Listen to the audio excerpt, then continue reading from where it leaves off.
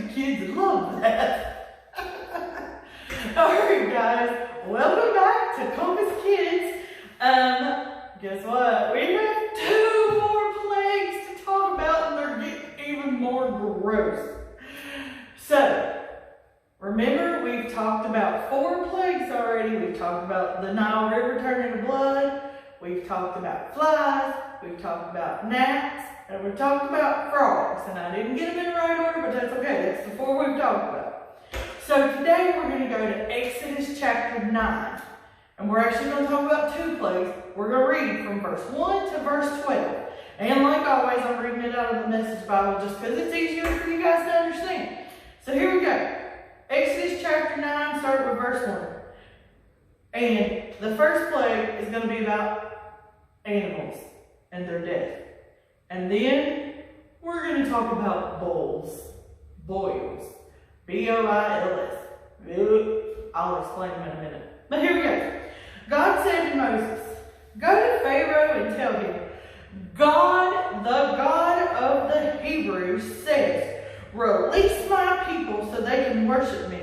If you refuse to release them and continue to hold on to them, I'm giving you fair warning. God will come down hard on your livestock out in the fields. Your horses, your donkeys, your camels, your cattle, your sheep, striking them all with a severe disease. God will then draw a sharp line between the livestock of Israel and the livestock of Egypt.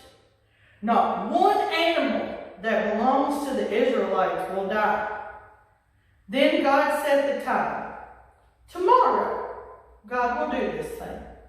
And the next day, God did it. All the livestock of Egypt died, but not one animal of the Israelites died. Pharaoh sent men to find out what happened, and there it was. None of the livestock of the Israelites had died, not one death. But Pharaoh stayed stubborn.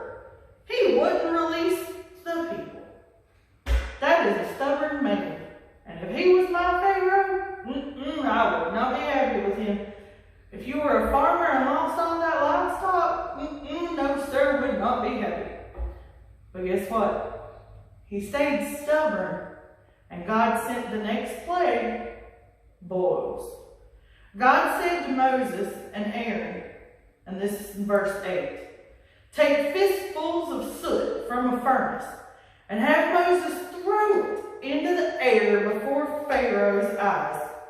It will become a film of fine dust all over Egypt, and cause sores and eruption of boils on people and animals throughout Egypt."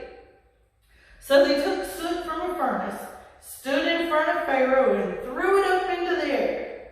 It caused boils to erupt on people and animals. The magicians weren't able to compete with Moses this time because of the bulls. They were covered with bulls, just like everyone else in Egypt. God hardened Pharaoh in his stubbornness. He would not listen, just as God had said to Moses. Now y'all, boils are big old sores. They're worse than pimples. And you know, people get little butt sores. Think about your worst bug bite or your worst burn you've ever had. A boil is much, much worse than that. Have you ever had a sunburn and it burned so bad it made little white, nasty looking places on your skin that hurt to touch it? Well, boils are worse than that. They are nasty and they are disgusting. And they hurt, and they make your skin peel back, and it's just, it's just disgusting. But that's what happened, not just to one person, but to everybody in Egypt.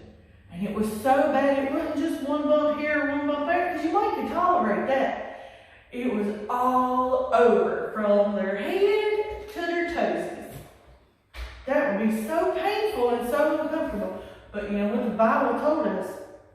That God made Pharaoh's heart even harder. And he was even more stubborn.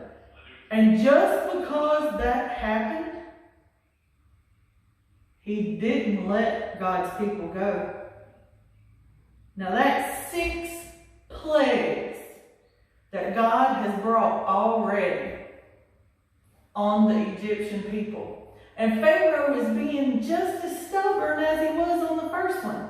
Maybe even a little more. He's not letting them go anywhere.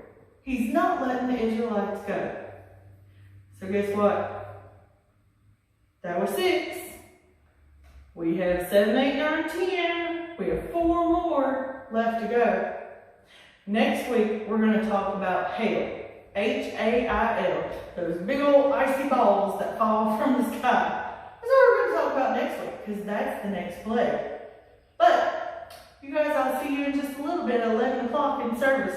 Make sure you hang with your parents. We love you guys. We'll see you in a little bit.